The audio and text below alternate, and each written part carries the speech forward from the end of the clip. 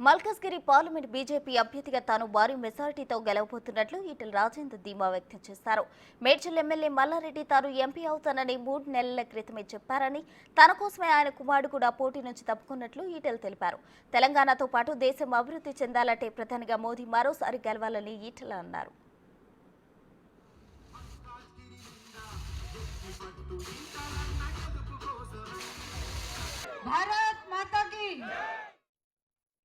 మల్కాజ్గిరిలో ఆశలు వదులుకున్నాను.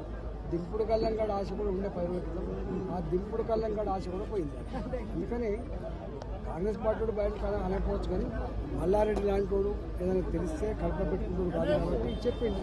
ఈటెల గారు నువ్వే గెలవబోతున్నావు, భారీ మేడ గెలవబోతున్నావు అని చెప్పాను. ఇప్పుడు చెప్పుడు కాదు, ఒక 3 నెలల క్రితమే ఎప్పుడో గడికేసర్లో ఒక టెంపుల్లో కలిసి అప్పుడు కూడా ఇట్లా చెప్పాడు, నా కొడుకుని నేను ఎంపీ చేద్దాం అనుకున్నా, కానీ మీరు వస్తున్నారు, మీరే గెలుస్తారు తప్ప మా ఎవరు గెలిచే ప్రసక్తి అని కూడా చెప్పారు. నాకు వీళ్ళకి ఇక్కడ పోటీ నేను 24 ఏళ్ళుగా నా చరిత్ర ఏందో, నా పని ఏందో, నా కష్టం ఏందో, నేను చేసినటువంటి అభివృద్ధి ఏందో, నేను కరోనా కష్టకాలంలో ఆదుకున్న సందర్భం ఏందో పేదకుంటున్నది. కాబట్టి ఈ వీళ్ళు నాకు పోటీ కథను ఇవాళ 100% మల్లారెడ్డి గారు చెప్పి సత్యం.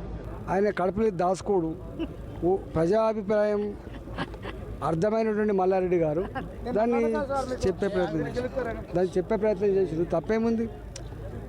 ఇప్పుడు వాళ్ళ ఇంటెలిజెన్స్ సర్వే వెళ్ళేవా, వాళ్ళ సొంత సునీల్ కొనుగోలు లాంటి సర్వే సంస్థలు చెప్తలేవా? మల్కాజ్గిరిలో ఆశలు వదులుకున్నారు. దింపుడు కల్లంగాడ ఆశ కూడా ఉండే 10 రోజుల క్రితం, ఆ దింపుడు కల్లంగాడ ఆశ కూడా పోయింది వాళ్ళ.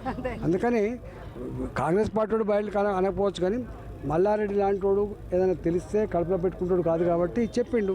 ఈటెల గారు నువ్వే గెలవబోతున్నావు, భారీ మేడ గెలవబోతున్నావు అని చెప్పిండు. ఇప్పుడు చెప్పుడు కాదు, ఒక 3 నెలల క్రితమే ఎప్పుడో గడికేసర్లో ఒక టెంపుల్లో కలిసిండు. అప్పుడు కూడా ఇట్లా చెప్పిండు, నా కొడుకుని నేను ఎంపీ చేద్దాం అనుకున్నా, కానీ మీరు వస్తున్నారు, మీరే గెలుస్తారు తప్ప మా ఎవరు గెలిచే ప్రసక్తి లేదని చెప్పి ఆయన కూడా చెప్పిండు. ఇవాళ నాకు వీళ్ళకి ఇక్కడ పోతే నేను 24 ఏళ్ళుగా నా చరిత్ర ఏందో, నా పని ఏందో, నా కష్టం ఏందో, నేను చేసినటువంటి అభివృద్ధి ఏందో